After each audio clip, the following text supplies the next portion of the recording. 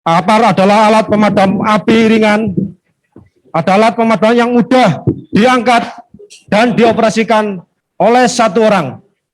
Digunakan pada api awal. Kami akan melakukan pemadaman menggunakan dua jenis APAR.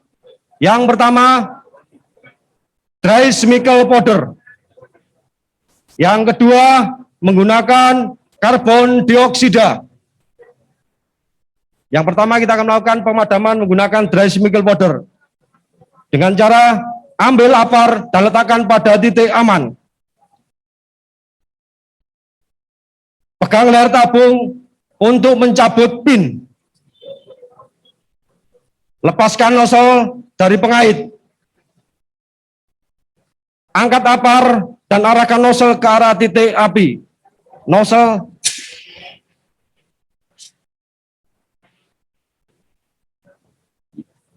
untuk nozzle dipegang pada ujung. Selanjutnya, penggunaan APAR karbon dioksida. Ambil APAR dan letakkan pada titik aman. Pegang layar tabung untuk melepas pin pengaman.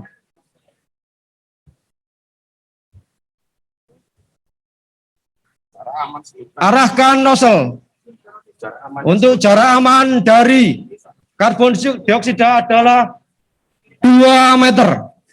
Perhatikan arah angin ketika akan melakukan pemadaman. Angkat.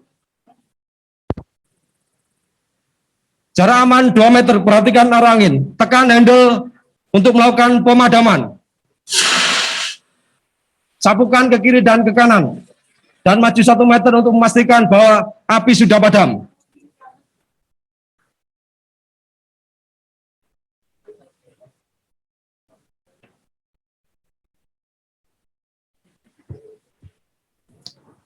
Baik, demikian ya, kita sudah praktekkan bagaimana cara memadamkan api dengan menggunakan APAR. Baik APAR yang berisi powder maupun APAR yang berisi CO. Bagi warga masyarakat yang sudah memiliki APAR yang berisi powder, untuk perawatan mestinya rutin setiap bulan mohon dibolak-balik supaya tidak terjadi penggumpalan. Dan cara pempraktekannya tadi sudah dilakukan. Itu tadi yang mempraktekkan adalah Sri Kandi Baruna. Perempuan aja bisa, apalagi laki-laki. Justru malah lebih berani untuk memadamkan. Oke, next untuk slide. Seperti kita ketahui bahwa angka kejadian kebakaran pada rumah pada umumnya yang tertinggi adalah disebabkan karena konsleting listrik. Sebagaimana dengan arahan dari panduan dari PLN, bahwa tanggung jawab untuk pemakaian listrik ini sudah terbagi. Jadi dari jaringan tegangan rendah menuju ke sambungan rumah, itu merupakan tanggung jawab dari PLN, kalau terjadi sesuatunya. Tapi dari sambungan rumah masuk ke instalasi, itu merupakan tanggung jawab dari pemilik. Sehingga wajib bagi warga masyarakat untuk lebih sering memantau atau mengecek instalasi di dalam rumahnya terkait kadaluarsanya kabel, karena kabel ini juga ada masa pakainya. Kalau sudah terlalu lama bisa penggantian. Kemudian kalau menggunakan listrik jangan terlalu berat, dititik beratkan di satu titik, beban listriknya di satu titik, gitu ya. Atau penggunaan alat-alat elektronik jika sudah selesai, mohon dicabut, dijauhkan dari cabut, tidak ditancapkan saja. Jadi sering yang terjadi itu misalnya kipas angin. Kalau sudah tidak digunakan, mohon dimatikan. Jangan dinyalakan terus, ditinggal keluar kipas anginnya nyala terus padahal nggak digunakan. Itu sehingga sering menjadi penyebab terjadinya kebakaran yang ditimbulkan karena konsleting listrik. Untuk lebih jelasnya, kami akan coba mempraktekkan bagaimana timbulnya kebakaran yang disebabkan karena konsleting listrik. Oke, kami persilahkan tim Baruna untuk mempraktekkan. Penyebab kebakaran karena listrik adalah kelebihan beban karena adanya sambungan ilegal yang terdeteksi oleh MCB sebagai pengaman ketika terjadi konsleting listrik. Yang kedua, material atau bahan listrik yang tidak sesuai dengan SNI ataupun tidak sesuai dengan beban listrik. Yang ketiga, pengerjaan sambungan yang dilakukan kurang baik. Yang keempat, usia kabel atau usia instalasi yang sudah lama dan butuh pembaruan. Marilah kita ilustrasikan kejadian awal kebakaran disebabkan karena arus listrik. Panel ini adalah ilustrasi atau miniatur dari instalasi listrik di rumah. Di instalasi ini ada sambungan ilegal dan juga kabel yang tidak ber-SNI. Yang pertama, dinyalakan lampu yang sesuai dengan prosedur. Lampu terlihat menyala dengan terang. Selanjutnya dinyalakan untuk lampu yang kedua.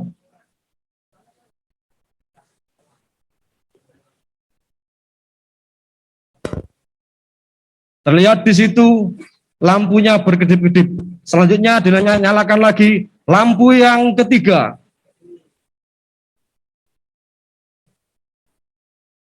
Kedua lampu berkedip-kedip.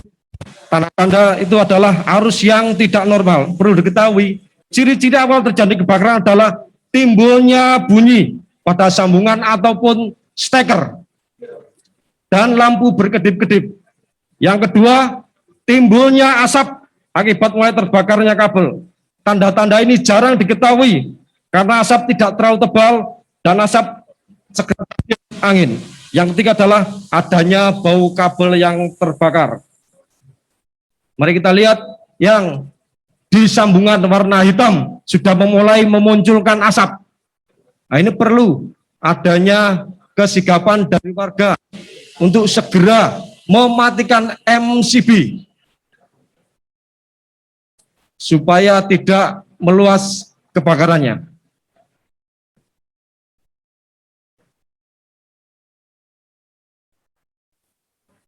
Ya, kalau sudah terjadi asap, MCB-nya dimatikan sehingga tidak ada arus listrik tadi yang masuk ke jaringan dalam rumah, karena itu menjadi tanggung jawab dari pelanggan PLN. Berdasarkan data juga bahwa terjadinya kebakaran di rumah tinggal di pemukiman selain disebabkan karena konsleting listrik, juga angka yang kedua yaitu adanya kompor gebros, baik kompor manual maupun LPG, ya. Berdasarkan data-data dari Pertamina bahwa untuk penanganan aman berbuah keselamatan ini perlu kita sampaikan. Jadi untuk menggunakan LPG yang perlu dipastikan yaitu yang pertama, saat membeli segel tabung harus masih utuh terpasang. Ya, untuk warga masyarakat harus mengecek seperti itu. Kemudian yang kedua, cek valve dan rubber seal tabungnya yang di dalam itu, seal tabungnya warna merah biasanya itu.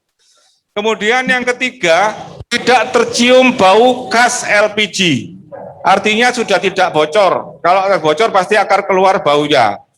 Kemudian yang empat, pada saat membeli tabung LPG, tolong sekali lagi dipastikan juga tabung tidak dilempar atau tidak digelindingkan, karena itu nanti rentan menjadi retakan di dalam tabungnya. Kemudian yang kelima, tidak mencolok-colok valve tabung. Kadang-kadang valve tabung karena tidak bisa, tidak keluar gasnya, dicolok-colok pakai pisau dan lain sebagainya. Hindari seperti itu. Kemudian yang terakhir, pada saat membeli tabung LPG, pastikan selang terpasang erat dan pada regulator dan pada kompor. Ini ada tips jitu yang disampaikan oleh Pertamina pada saat menggunakan LPG. Yang pertama, untuk memeriksa kebocoran gas, tips jitunya yaitu dengan membasuh dengan air sabun pada bagian yang rawan. Biasanya bagian sambung-sambungan. Kalau muncul gelembung berarti ada kebocoran. Kemudian yang kedua, kebocoran ditandai dengan gelembung udara pada air sabun. Yang ketiga, bila itu terjadi, segera tukarkan tabung yang bocor ke agen terdekat. Ini adalah tips dan penanganan aman untuk penggunaan LPG pada masyarakat, terutama LPG yang kecil ya, LPG hijau itu. Berikutnya akan kami sajikan bagaimana cara penanganan pemadaman apabila terjadi kebocoran LPG, baik di tungku pemasakannya, di LPG-nya, baik di regulator maupun di selangnya. Baik, selanjutnya Baruna silakan. Penanganan kebakaran wajan dan kebocoran LPG. Yang perlu kita ingat, setiap melakukan pemadaman tidak boleh panik. Karena ketika kebakaran di rumah, ketika panik, kebakaran akan menjadi lebih besar. Di sekitar kita ada beberapa alat pemadam tradisional atau alat sederhana yang bisa kita gunakan untuk memadamkan api. Yaitu yang pertama, tutup panci atau tutup dandang. Yang kedua, handuk. Kita akan melakukan pemadaman menggunakan tutup panci. Ukuran tutup panci harus lebih kecil dari wajan. Kebakarannya itu dimasakkan, terus di kompor, Pak. Terus di LPG. Untuk memadamkan, dorong dengan pelan tutup panci, tetapi melihat arah angin dan badan terlindungi oleh tutup panci. Setelah itu, segera matikan kompor.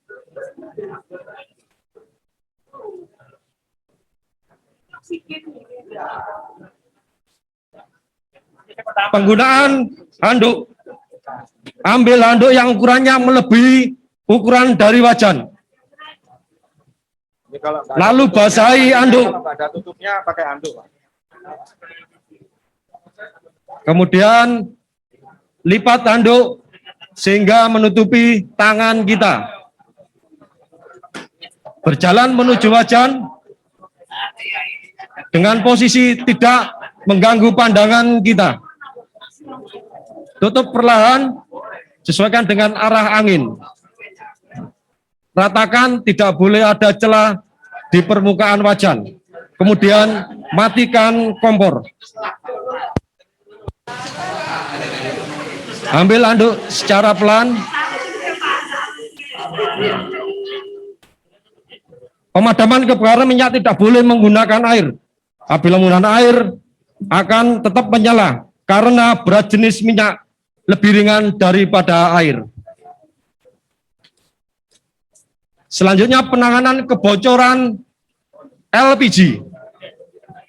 Kebocoran yang ada pada selang di kompor.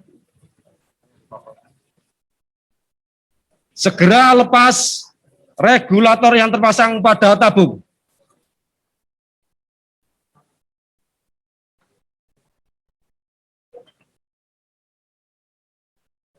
Selanjutnya, penanganan kebakaran pada regulator dengan menggunakan teknik satu jari. Apa perlu saya nih, Pak, yang praktekkan matikan? Iya,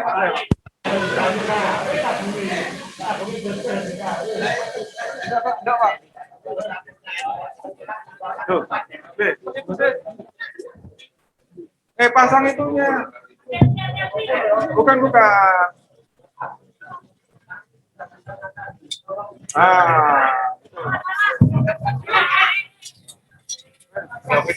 Hanya pakai jari. Teknik pelaksananya, kita berada di belakang arah semburan api. Gerakan jari pelan mengarah pada nozzle regulator. Tutup lubang nozzle dengan menggunakan jari dengan rapat. Setelah itu, lepas regulator.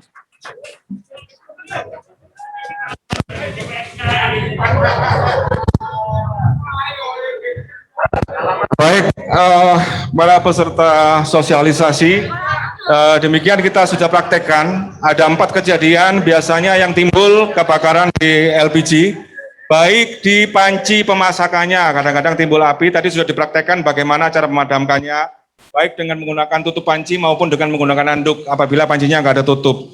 Kemudian apabila terjadi kebocoran di selangnya atau di kompornya, kebocoran LPG, bagaimana tadi cara penanganannya, sekaligus bagaimana kalau terjadi kebocoran LPG menyala api di regulatornya.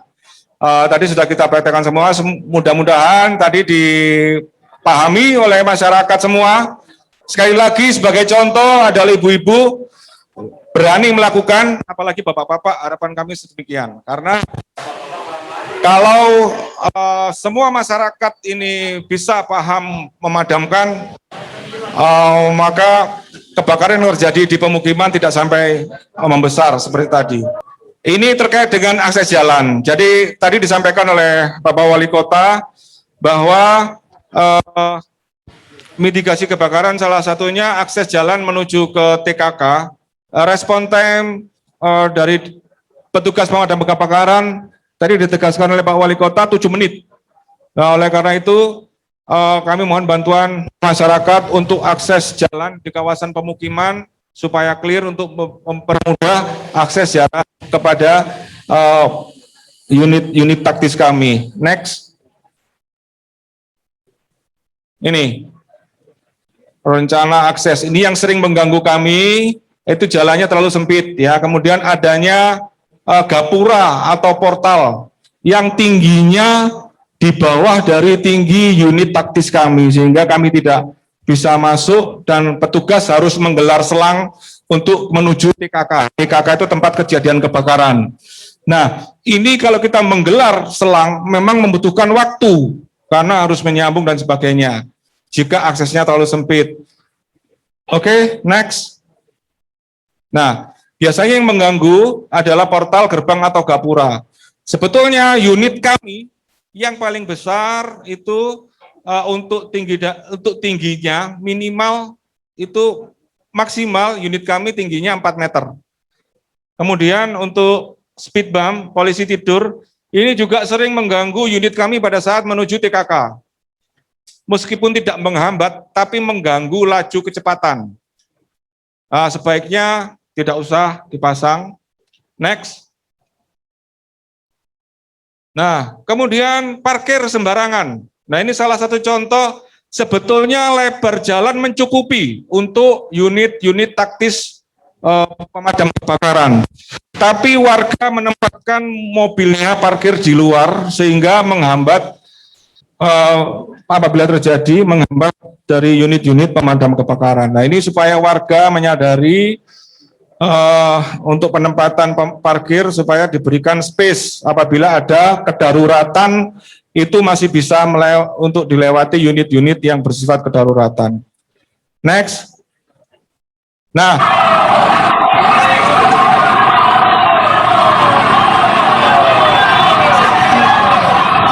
terjadi kebakaran mereka menonton. Nah, padahal ada istilahnya backdrop. Jadi kalau api tertutup, kemudian dilakukan pembasahan, dilakukan penyemprotan, tadi yang saya sampaikan segitiga api, ada percikan api, ada bahan yang terbakar, dan ada oksigen. Begitu dia mendapatkan akses oksigen, api itu akan mengejar oksigennya. Jika habis ruangan yang tadinya hampa, sudah terbakar, dia butuh oksigen. Begitu dapat akses oksigen, mereka akan, apinya itu ngejar oksigennya tadi.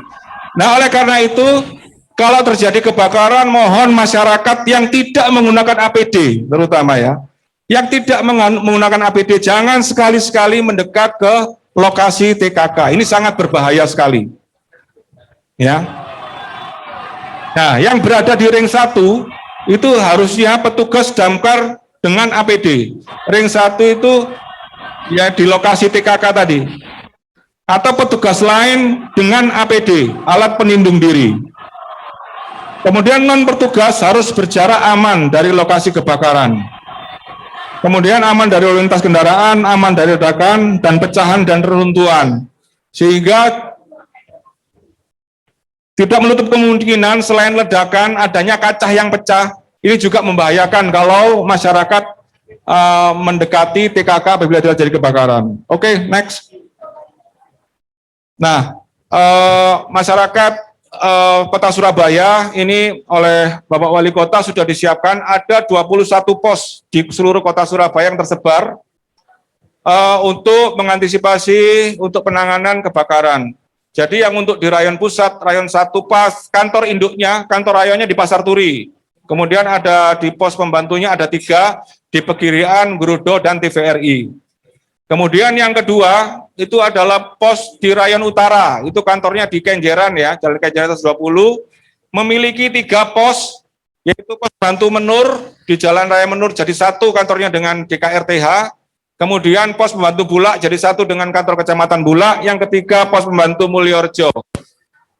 Kemudian untuk UPTD Rayon 3 itu berada di Rungkut, kantor induknya di Jalan Rungkut Sier. Kemudian untuk kantor posnya ada 4, karena Rungkut itu memiliki wilayah yang sangat luas. Karena Rungkut memiliki kantor yang sangat luas, maka posnya ada 4. Pos yang pertama di Rungkut, Jalan Raya Rungkut, Kali Rungkut. Kemudian pos yang kedua ada di Pembantu Sukolilo, ini jadi satu dengan kantor Kecamatan Sukolilo. Kemudian pos Pembantu Keputih, itu dekat dengan TPA Keputih. Kemudian pos pembantu Gunung Anyar, jadi satu dengan Kelurahan Gunung Anyar, samping Kelurahan Gunung Anyar. Kemudian pos rayon yang keempat, yaitu di Rayon Selatan, berada di Wiyung, dengan 3 pos pembantu, yaitu pos pembantu Jambangan, pos pembantu Lakar Santri, dan pos pembantu Warugunung.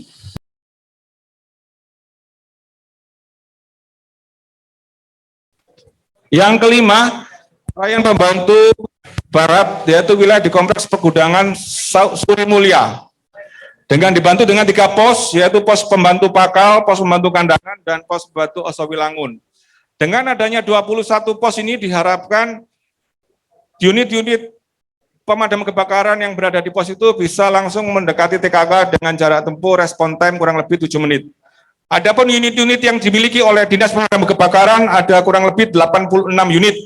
Itu terdiri dari mulai ada TOSA, ada roda 2, roda 4, sampai yang terbesar adalah Bronto Skylift dengan ketinggian 104 meter. Oke, next. Next, langsung sumur saja.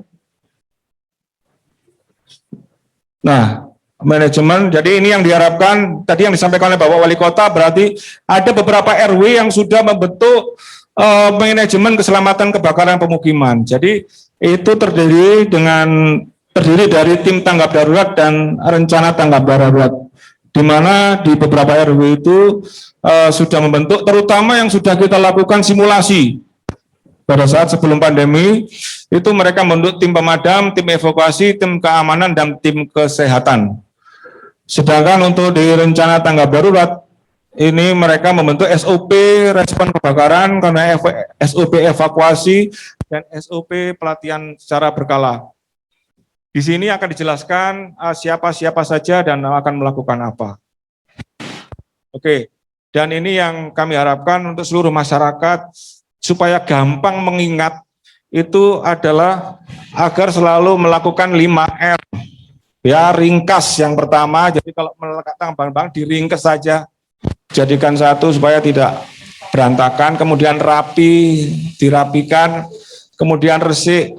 Jadi hal resik ini juga jangan diremehkan, karena ada beberapa kebakaran disebabkan karena rambatan sawang-sawang laba-laba yang ada di atap.